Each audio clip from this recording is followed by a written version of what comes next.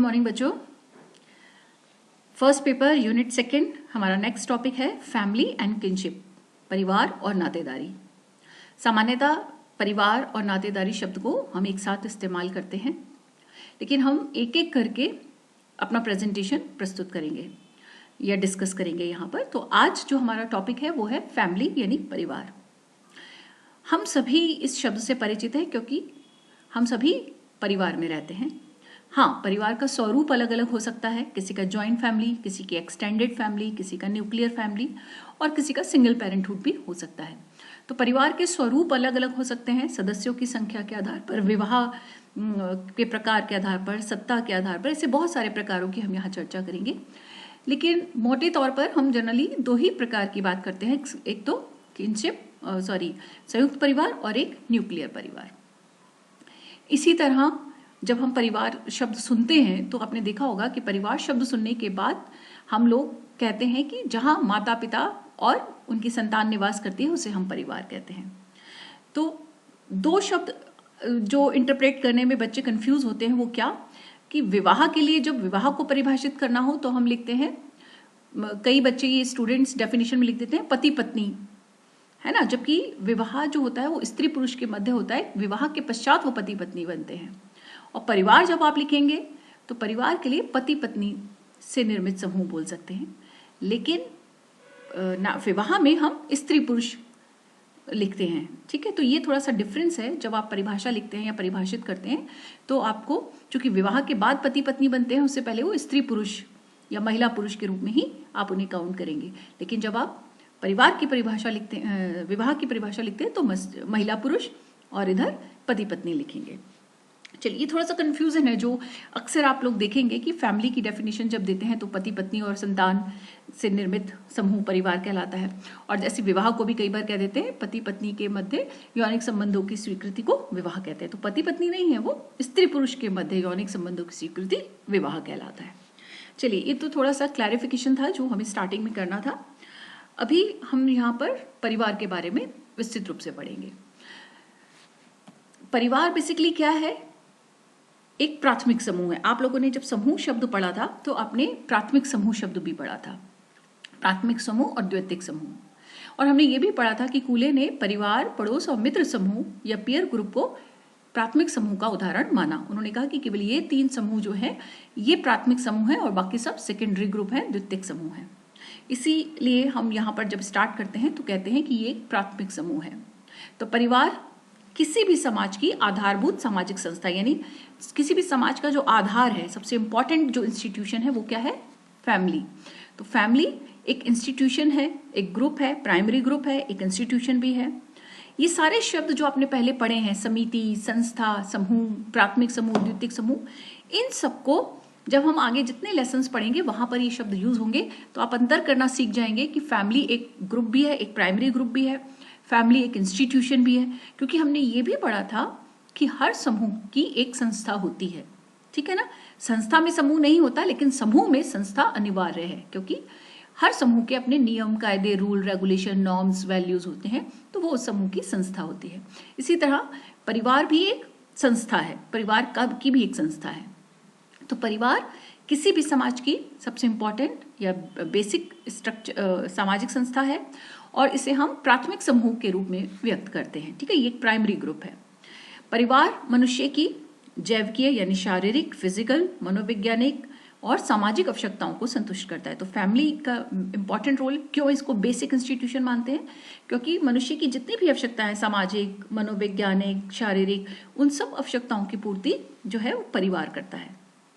और तो और बच्चे जब पैदा होते हैं उनका जो समाजीकरण होता है, यानी समाज में उनको संस्कृति, वैल्यूज, नॉर्म्स, ये सब सिखाए जाते हैं, तो परिवार ही वो साधन है प्राथमिक समाजीकरण का जो उनको ये सब चीजें सिखाता है और संस्कृति को निरंतरता प्रदान करता है। क्योंकि हम जो कुछ समाजीकरण किया था, इस सीखने की एक प्रक्रिया जिसमें मनुष्य अपने मूल्यों को, पैटर्न्स को, संस्कृति को सीखता है।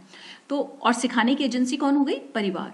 तो परिवार को हम प्राथमिक समाजीकरण की एजेंसी यानी साधन मानते हैं, और ये साधन या परिवार जो है वो संस्कृति को एक पीढ़ी से दूसरी पीढ़ी को हस्तांतरित करता है। आपके दादाजी ने आपके पिताजी को सिखाए, पिता ने अपने पुत्र को, पुत्र अपने आगे की जनरेशन को सिखाता है। तो संस्कृति या नॉर्म्स और वैल्यूज होते हैं वो सोसाइटी में परिवार के माध्यम से ही एक पीढ़ी से दूसरी पीढ़ी को निरंतर चलते चले जाते हैं। ठीक है, वे परिवार जिसमें व्यक्ति जन्म लेता है उसे जन्म का परिवार यानी फैमिली ऑफ ओरिएंटेशन कहते हैं, और दूसरी तरफ वो परिवार जिसमें विवाह के उपरांत व्यक्ति जन्म देता है वो प्रजनन मूलक यानी फैमिली ऑफ प्रोक्रिएशन कहलाते हैं। समझ में आया? एक वो परिवार होता है मनुष्य के लिए जिसमें उसने खुद ने जन्म लिया, तो जो उसके माता पिता हुए, मतलब माता पिता और उसकी वो रहता है जिसमें उसने जन्म लिया, ऐसे परिवार को फैमिली ऑफ ओरिएंटेशन कहते हैं। ठीक है, यानी जन्म का परिवार। और दूसरी तरफ वो परिवार होता है कि जब वो बड़ा होता है उसकी शादी होती है और वो संतान पैदा करता है, तो जिसमें विवाह उपरांत वे व्यक्ति खुद अब जन्म देता है बच्चों को, तो वो प्रजनन मूलक यानी फैमिली ऑफ प्रोक्रिएशन कहलाता है। ठीक है, तो मूलतः दो तरह के परिवार, एक ओरिएंटेशन और एक प्रोक्रिएशन फैमिली की हम चर्चा करते हैं। अब ये जो सबसे इंपॉर्टेंट चीज है, ये जो ऑब्जेक्टिव टाइप क्वेश्चंस में अक्सर आ जाता है कि फैमिली जो अंग्रेजी के फैमिली शब्द से बना है, ये लैटिन भाषा के फैमुलस शब्द से बना है और जिसका अर्थ होता है माता पिता बच्चे नौकर दास से निर्मित समूह। लेकिन समाजशास्त्रीय अर्थ इससे अधिक व्यापक है और विभिन्न विद्वानों ने परिवार को निम्नलिखित ढंग से परिभाषित किया है। कुछ परिभाषाएं हमने यहाँ पर प्रस्तुत की हैं, लेकिन ये इंपॉर्टेंट है जानना कि इंग्लिश का जो फैमिली शब्द है वो लैटिन भाषा के फैमुलस से बना है। ठीक है, जिसका अर्थ था उसमें माता पिता बच्चे नौकर दास उन सबसे निर्मित होने वाला समूह। मैकाइवर और पेज की डेफिनेशन है कि परिवार एक ऐसा समूह है जो स्त्री पुरुष के यौन संबंध पर आधारित है और यह समूह इतना सुनिश्चित और टिकाऊ होता है कि इसके माध्यम से प्रजनन प्रक्रिया और बच्चों के पालन पोषण की समुचित व्यवस्था होती है। यानी स्त्री पुरुष के यौन संबंधों पर आधारित है, यानी उनके बीच जो यौनिक संबंध स्थापित होते हैं वो परिवार है, और ये स्थायी समूह है, लगभग सापेक्षिक रूप से स्थायी है, और फिर उस विवाह के पश्चात जो वो स्त्री पुरुष पति पत्नी में तब्दील हो जाते हैं तो वो प्रजनन क्रिया यानी बच्चों को उत्पन्न करते हैं, बच्चे पैदा करते हैं और उन बच्चों का पालन पोषण करते हैं। तो बच्चों का प्रजनन प्रक्रिया होती है, फिर बच्चों का पालन पोषण होता है, बच्चों का सिखाना लर्निंग समाजीकरण होता है, उनको संस्कृति मूल्य प्रतिमान सिखाए जाते हैं। ये सारी चीजें परिवार सिखाने वाला एक प्राथमिक समूह है। ठीक, नेक्स्ट डेफिनेशन है लूसी मेयर की। उनका मानना है कि परिवार एक गृहस्थ समूह है, हाउस होल्ड बोलते हैं गृहस्थ को। तो परिवार एक गृहस्थ समूह है जिसमें माता पिता और संतान साथ साथ रहते हैं। इसके मूल रूप में दंपति और उनकी संतान रहती है, यानी हम माता पिता और उनकी संतान यानी जो दंपति है पति पत्नी और उनकी संतान रहती है, ऐसे समूह को हम, ऐसे गृहस्थ समूह को हम क्या कहते हैं? परिवार, लूसी मेयर के अनुसार। जीपी मर्डॉक एक और अन्य समाज वैज्ञानिक है जिन्होंने कहा कि परिवार एक ऐसा समूह है जिसके लक्षण सामान्य निवास, आर्थिक सहयोग और प्रजनन प्रक्रिया है। यानी परिवार में क्या होता है? सामान्य निवास होता है, एक साथ मिलकर रहते हैं, आर्थिक सहयोग करते हैं एक दूसरे को, और प्रजनन यानी जो बच्चों का पालन पोषण यानी उनकी संतान उत्पत्ति करते हैं। इलियट और मैरल मानते हैं कि परिवार को पति पत्नी तथा उनके बच्चों की एक जैविकीय सामाजिक इकाई माना जा सकता है। जैविकीय यानी वही ऑर्गेनिक या शारीरिक। तो पति पत्नी और उनके बच्चों से निर्मित समूह को आप परिवार कहते हैं। अब अगर आप सारी परिभाषाएं देखें, लूसी मेयर, मर्डॉक, मैरिल और इससे पहले मैकाइवर की, सभी में इसको एक गृहस्थ समूह, एक प्राथमिक समूह और एक आधारभूत समूह माना गया है जो बच्चों को, जो बच्चे पैदा करती है यानी संतानोत्पत्ति का कार्य करती है, उनका पालन पोषण, उनका समाजीकरण करती है और उनको आर्थिक सुरक्षा प्रदान करती है। ठीक है, चलिए अब जब हमने परिभाषाएं समझ ली तो ये बहुत अनिवार्य हो जाता है कि फैमिली का रोल क्या है, फंक्शंस ऑफ फैमिली क्या क्या हैं। तो पहला प्रजनन कार्य, जैसे हमने सभी डेफिनेशंस में पढ़ा, यानी संतानोत्पत्ति, बच्चों का समाजीकरण, बच्चों को मूल्य, प्रतिमान, नियम, संस्कृति, चलना बोलना, खाना पीना, शिक्षा, ये सब सिखाता है परिवार। तो बच्चों का प्राथमिक समाजीकरण, जो प्राइमरी सोशलाइजेशन होता है, वो फैमिली होती है। सुरक्षा, हर प्रकार की मनोवैज्ञानिक, सामाजिक, आर्थिक, राजनीतिक, हर प्रकार की सुरक्षा परिवार प्रदान करता है। परिवार को हम उत्पादन की इकाई या आर्थिक आवश्यकताओं की पूर्ति करने वाली इकाई भी मानते हैं। उत्पादन की इकाई क्योंकि परिवार केवल उपभोग नहीं करता है, उत्पादन भी करता है। प्रारंभिक रूप में परिवार को उपभोग की इकाई माना जाता था क्योंकि सिर्फ परिवार का एक सदस्य कमाता था, बाकी सब उपभोग करते थे। लेकिन वर्तमान दौर में देखें तो परिवार एक उत्पादन की भी इकाई है और आर्थिक आवश्यकताओं की पूर्ति करने में परिवार की अहम भूमिका है। बच्चों का पालन पोषण, उसको सिखाना, उसको प्रारंभिक शिक्षा या अनौपचारिक शिक्षा देना, धर्म का ज्ञान देना, नैतिकता के पाठ पढ़ाना, ये सब कौन करता है? परिवार। भावनात्मक संबंध, परिवार ही वो पहला प्राथमिक समूह है जहां बच्चा इमोशंस को, फीलिंग्स को एक्सप्रेस करना सीखता है और अपने व्यक्तित्व का निर्माण करता है। तो परिवार बच्चे के व्यक्तित्व का निर्माण करता है, उसमें इमोशंस, फीलिंग्स, ये सारी चीजें उसमें पनपाता है, उसको विकसित करता है और एक समग्र व्यक्तित्व का निर्माण करता है। और नेक्स्ट है सामाजिक नियंत्रण। सामाजिक नियंत्रण की बहुत सारी एजेंसी है, मीडिया है, राज्य है, पुलिस है, प्रशासन है, बहुत सारे धर्म है, राजनीतिक संस्थाएं हैं, लेकिन परिवार इस मामले में भी जो है प्राथमिक समूह की श्रेणी में आता है। क्यों? क्योंकि परिवार से ही सबसे पहले वो नियंत्रण करना सीखता है, क्या सोचना है, क्या बोलना है, क्या खाना है, क्या नहीं खाना है, कैसे करना है, कैसे नहीं करना, किन से संबंध स्थापित कर सकते हैं, किन से नहीं कर सकते, सही क्या है, गलत क्या है, सच झूठ, इन सब के बीच अंतर करना, सही गलत का अंतर करना, सच और झूठ का अंतर करना, नैतिक अनैतिकता का अंतर करना, धर्म अधर्म का अंतर करना, ये सारी चीजें परिवार सिखाता है। तो परिवार व्यक्ति के व्यवहार को नियंत्रित करता है, यानी उस पर सामाजिक नियंत्रण स्थापित करता है। अब हम मोटे तौर पर परिवार के कुछ प्रकारों की चर्चा कर लेते हैं। बहुत सारे प्रकार हैं, हमने से यहाँ कुछ शामिल करा है। जैसे निवास के आधार पर, तो निवास के आधार पर मातृस्थानीय परिवार यानी मैट्रीलोकल, पितृस्थानीय पैट्रीलोकल, मातृ पितृस्थानीय मैट्री पैट्रीलोकल, नवस्थानीय नियोलोकल और मातुल स्थानीय अवंकुलोकल। यानी निवास स्थान के आधार पर कहाँ रहा जाता है, कहाँ रहते हैं वो सब परिवार, उनके आधार पर ये परिवार के प्रकार हैं।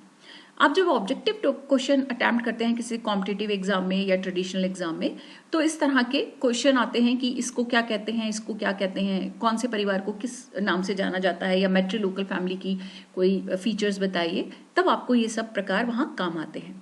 तो जैसे नाम से ही पता लग रहा है, मातृस्थानीय मैट्रीलोकल मीन्स जहाँ माता का निवास, मतलब जब कोई ऐसा परिवार जो माँ के निवास स्थान पर रहता है, यानी जब लड़का लड़की की शादी होती है तो वधू पक्ष के परिवार में जाकर जो लोग रहते हैं वहाँ परिवार निर्मित करते हैं, उनको मातृस्थानीय यानी मैट्रीलोकल फैमिली कहते हैं। इस तरह के जनरली साउथ में केरल, तमिलनाडु और उसी साइड के परिवार हैं जो मैट्रीलोकल फैमिलीज कहलाती हैं। वहाँ माँ का वर्चस्व है, माँ के शादी के बाद जो वर होता है वो भी वधू के घर जाके निवास करता है। पितृस्थानीय जो आजकल आम है, हर आधुनिक समाज में है ज़्यादातर, कि जो पिता मतलब शादी के बाद लड़की विदा होकर अपने ससुराल जाती है, पति के घर जाती है और वहाँ निवास करती है, तो उसे पितृस्थानीय परिवार कहते हैं। मातृपितृ स्थानीय, थोड़े समय वो माता के स्थान पर और थोड़े समय पिता के स्थान पर निवास करते हैं, ऐसे परिवारों को मातृपितृ स्थानीय परिवार कहते हैं। नियोलोकल, ना वो माता की तरफ रहते हैं, ससुराल में रहते हैं, ना मायके पिता की ओर रहते हैं, वो कहाँ रहते हैं, वो एक नया घर बनाकर इन दोनों परिवारों से अलग अपना एक परिवार बसाते हैं, उनको नियोलोकल फैमिली यानी नव स्थानीय परिवार कहते हैं। एक है मातुल स्थानीय, मातुल मतलब मामा, तो मातुल स्थानीय विवाह के पश्चात जो लड़की है, वो लड़की है या लड़का है, जब विवाह होता है तो लड़के के मामा के घर जाके निवास करते हैं, तो वो मातुल स्थानीय परिवार कहते हैं। तो माता के साथ निवास करना, पिता के स्थान पर निवास करना, ऐसे दोनों जगह कुछ कुछ समय रहना, नया घर बसा के रहना, इन दोनों से अलग, दोनों परिवारों से अलग अपना आशियाना बसाना, या फिर मामा के स्थान पर, निवास स्थान पर रहना। तो ये निवास स्थान के आधार पर परिवार के प्रकार हो सकते हैं।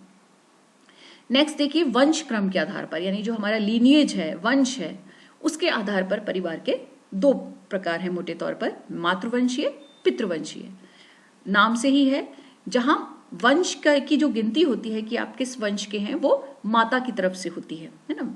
लड़की की माँ की ओर से, मतलब जो लड़के की माँ की ओर से जब विवाह होता है तो लड़के की माँ की तरफ से जब आप गिनते हैं वंश को, पीढ़ी को, तब वो मातृवंशीय परिवार हैं। और जब पिता के वंश से काउंटिंग होती है, गिनती होती है, तो वो पितृवंशीय परिवार कहलाते हैं। एक है सत्ता के आधार पर, अथॉरिटी के आधार पर, प्रभुत्व डोमिनेंस के आधार पर। ये भी दो प्रकार के हैं, मातृसत्तात्मक और पितृसत्तात्मक। यानी जहां माता की सत्ता हो, जैसे मैंने बताया था मैट्रिलिनियल है, मैट्रिलिनेज है ना। तो ये जो परिवार है जहां माता की सत्ता चलती है, यानी महिलाओं का वर्चस्व है, तो ऐसे मातृसत्तात्मक परिवार यानी माता से उसकी जो संपत्ति है उसकी पुत्री को, फिर उसकी नेक्स्ट पुत्री को, तो माँ से पुत्रियों को यानी लड़कियों को जो है प्रॉपर्टी का हस्तांतरण होता है, सत्ता जो है वो बेटियों को जाती है। और पितृसत्तात्मक परिवार, यहाँ पर पिता से सत्ता उसके पुत्र को, फिर उसके पुत्र को, जैसे कि आम सामान्य आधुनिक समाजों में होता है, उसको पितृसत्तात्मक परिवार कहते हैं। जहाँ पिता की सत्ता चलती है, पिता का डोमिनेंस चलता है, हर निर्णय में पिता की सहभागिता अनिवार्य होती है, वो पितृसत्तात्मक। और जहाँ माता की सत्ता हो, माता से शक्ति का या सत्ता का हस्तांतरण हो, उसे मातृसत्तात्मक परिवार कहते हैं। ठीक है, चलिए अब एक और प्रकार है विवाह के आधार पर।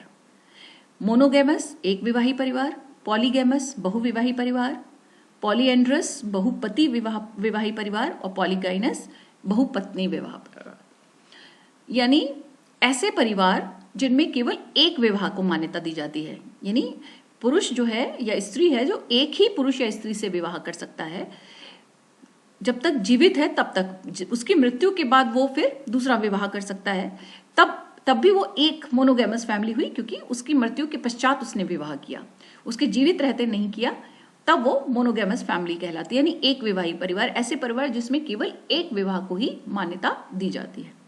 बहुविवाही परिवार ऐसे परिवार जिसमें इस पुरुष या स्त्री जो है एक से अधिक विवाह करते हैं, पुरुष हो चाहे स्त्री हो, उनके एक से अधिक विवाह होते हैं, ऐसे परिवारों को बहुविवाही परिवार कहते हैं।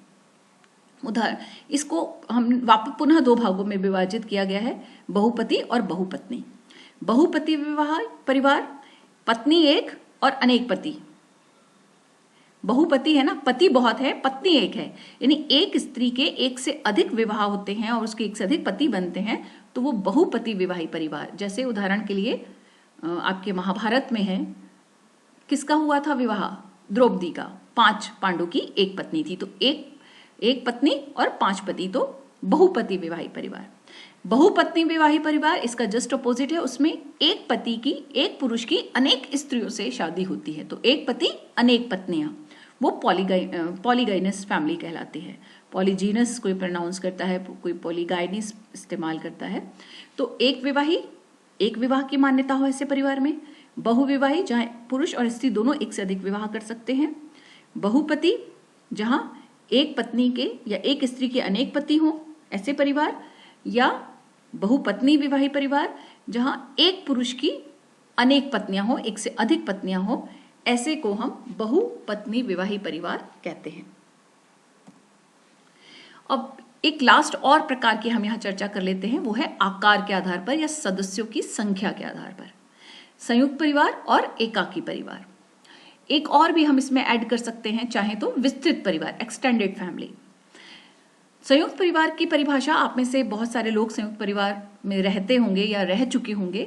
तो संयुक्त परिवार जो का मतलब हुआ जहां 3 पीढ़ी निवास करती हैं, जहां 3 पीढ़ी एक साथ एक ही छत के नीचे निवास करती हैं, एक रसोई में बना हुआ भोजन खाती हैं, एक पूजा घर है और सांझी संपत्ति है या सामूहिकता की भावना होती है, उसको आप ज्वाइंट फैमिली कहते हैं। और इसके विपरीत एकाकी परिवार, जिसमें पति पत्नी और उनकी संभावित संतानें रहती हैं, संभावित प्लस अविवाहित संतानें रहती हैं, क्योंकि विवाहित होते ही वो 2 पीढ़ी हो जाएंगी। तो पति पत्नी और उनकी अविवाहित संतान या संभावित संतानें जहां रहती हैं, उसको आप एकल परिवार या एकाकी परिवार यानी न्यूक्लियर फैमिली कहते हैं। ठीक है, तो ज्वाइंट फैमिली, न्यूक्लियर फैमिली, और तीसरा मैंने एक बताया था कि एक एक्सटेंडेड फैमिली का कंसेप्ट भी है, विस्तृत परिवार। एक्सटेंडेड फैमिली या विस्तृत परिवार जो होता है वो ज्वाइंट से भी बड़ा परिवार है, विस्तृत है। आपने देखा होगा, हमने कहा कि 3 पीढ़ी यानी 3 पीढ़ी से ज्यादा जहां निवास करें वो हो गया विस्तृत परिवार। जैसे संयुक्त परिवार का उदाहरण दादा दादी, माता पिता और उनकी अविवाहित संतानें। तो आप संयुक्त परिवार को निर्मित करते हैं, लेकिन अगर दादा दादी के भाई बहन या मम्मी पापा के भी रिलेटिव्स आगे कोई यहाँ रहता है, तो पिताजी के साथ या दादाजी के साथ उनके भी कुछ भाई बहन या उनके कोई रिलेटिव सब रहते हैं, तो वो एक्सटेंडेड फैमिली यानी विस्तृत परिवार कहलाता है। तो ज्वाइंट फैमिली, एक्सटेंडेड फैमिली, और तीसरा एकाकी परिवार यानी न्यूक्लियर फैमिली। ये आकार के आधार पर हैं। ठीक है, तो आकार के आधार पर, सत्ता के आधार पर, विवाह के आधार पर, वंश के आधार पर, निवास स्थान के आधार पर परिवार के प्रकारों को मैंने आपको यहाँ एक्सप्लेन किया है। और एक जो सबसे और इम्पॉर्टेंट बात, जब हम आगे बात करेंगे परिवार में होने वाले परिवर्तनों की, जो ट्रेंड्स हैं, न्यू ट्रेंड्स फैमिली में आ रहे हैं, उनकी हम बात करेंगे। उसके लिए नेक्स्ट हम लेक्चर देंगे या वीडियो बनाएंगे। लेकिन आपने देखा होगा कि अब ये सारे जो प्रकार आपने पढ़े, ये सब ट्रेडिशनल है, परंपरागत है। अभी इनमें हम सिंगल पेरेंटहुड फैमिली भी जोड़ते हैं, यानी एकल अभिभावक परिवार जिसमें माता और बच्चे रहते हैं या पिता और बच्चे रहते हैं। कारण हो सकता है दोनों में से एक पार्टनर की डेथ हो चुकी हो, या उनका डिवोर्स हो चुका हो, या सेपरेशन हो चुका हो, है ना, या उसने विवाह ही ना किया हो और संतान गोद ले ली हो। तो क्योंकि पुत्र संतान जो है हमेशा उसकी अपनी संतान पैदा करे ये जरूरी नहीं है, दत्तक पुत्रों को भी या रक्त संबंधी जो होते हैं उनको भी आप परिवार में शामिल करते हैं। तो परिवार में दत्तक पुत्र, रक्त और विवाह संबंधी नातेदार तो होते ही हैं, लेकिन दत्तक जो गोद लिए हुए होते हैं उनको भी हम सम्मिलित करते हैं। तो इस तरह से परिवार के अनेक प्रकार हैं, अलग अलग आधार के आधार पर, जिसको हमें जानना और समझना जरूरी है। ठीक है बच्चों, तो परिवार का भी बेसिक कंसेप्ट हमने पढ़ लिया कि फैमिली क्या है, उसके प्रकार क्या हैं और किस किस तरह से फैमिली फंक्शन करती है, उसकी क्या यूटिलिटी है, उसकी क्या इंपॉर्टेंस है समाज में। ठीक है, चलिए अब इसके आगे जो चेंज की बात करेंगे, परिवर्तन की बात करेंगे, वो हम नेक्स्ट टॉपिक में करेंगे। थैंक यू बच्चों।